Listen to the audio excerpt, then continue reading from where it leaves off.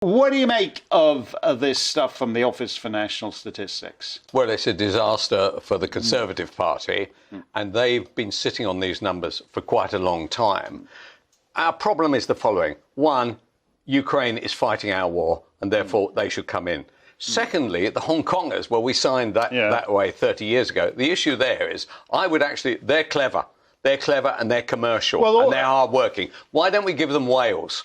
After all, just give them Wales. Just say, look, they've had a go. The socialists have been running the joint into the ground, right? And all we've got now is a bunch of socialists, Drakeford, right, who's out over there being friendly to everybody. And whatever he's doing, I have no idea. That's not a good idea. But one of the numbers in there is absolutely shocking. And this is the foreign students. OK, so the foreign students work like this. Indians at number one, Chinese number two, Nigeria number three. And what they're doing is they're bringing in all their relatives who are all getting visas. And do you realise, look, like 3 years ago, there was about 7,000 relatives used to come in, right?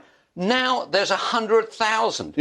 Why? This was up to June 22. This was an ONS number. Right? Why? What on earth? Look, if your kids go to Australia or New Zealand or even the United States to go and study at university, do the whole of the families go with them? No, they don't. Well, the whole thing about that family reunification is one of the worst things about any Western immigration thing anyway, where one guy gets in and then he brings in, you know, basically everybody in his village back in Somalia.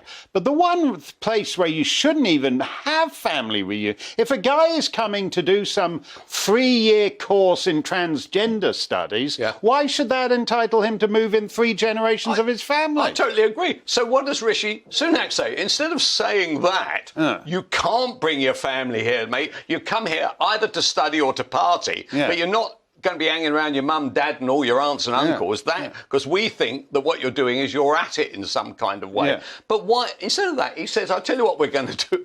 We are going to ban, relatives. No. What is it? We're going to ban low degrees, media studies, that kind of stuff, right? Or Renaissance arts, or one of those.